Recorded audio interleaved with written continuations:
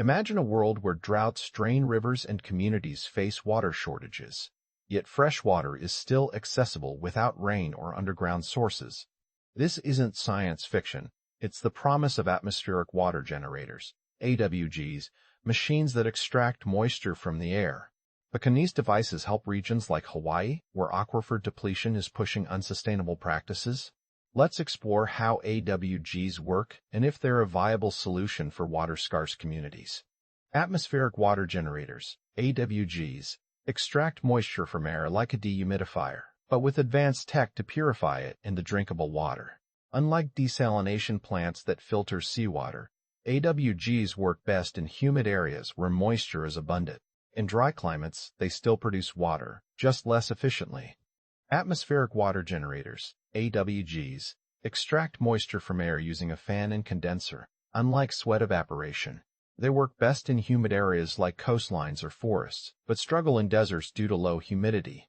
AWGs filter and purify the collected water for drinking, making them useful where fresh water is scarce. But can atmospheric water generators, AWGs, work for whole communities? Right now, they're like high-tech dehumidifiers. Great in humid places like Hawaii but struggle in dry deserts. They need energy too, about *3 to 4 kWh per liter, similar to a small household's daily use, and costs can be steep. Take Alaska. Some remote villages are testing these machines, but reliability is still a challenge. So while AWGs show promise, scaling them up isn't simple. Take rural Alaska, where some villages are testing atmospheric water generators, AWGs. Imagine a tiny machine humming away, pulling moisture from the cold, but humid, air like a high-tech sponge for water. But here's the challenge. Alaska's winters can be brutally dry, and AWGs need that humidity to work well. So far, they're not a perfect solution, but they're part of experiments to see if tech like this can help communities when traditional water sources run low.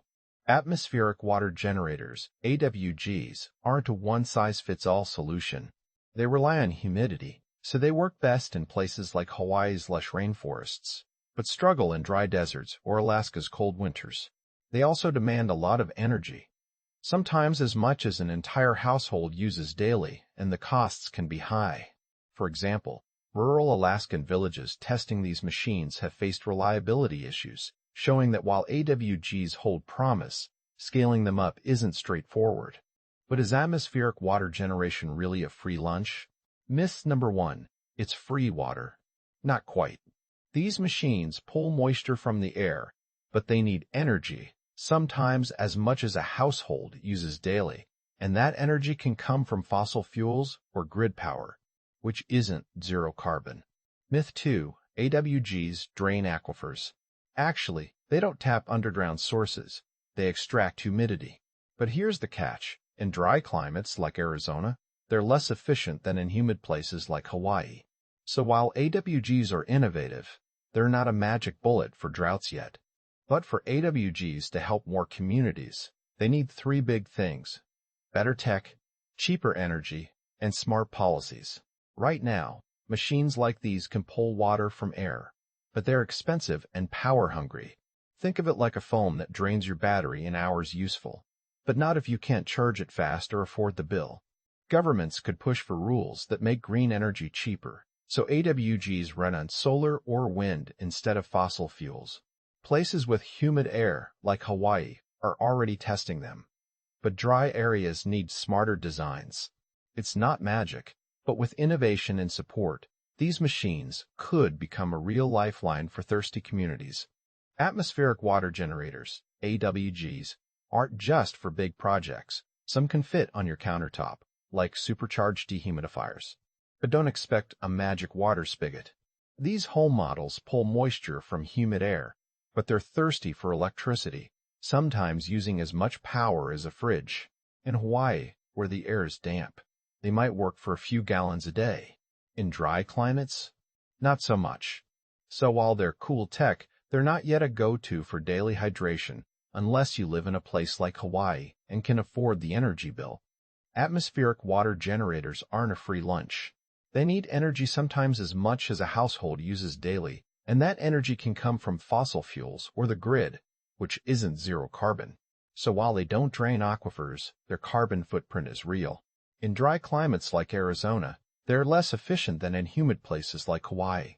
To make them a true lifeline, we need better tech, cheaper green energy, and smart policies. Imagine if these machines ran on solar or wind power instead of fossil fuels. That's the future we should be pushing for, one where innovation meets sustainability.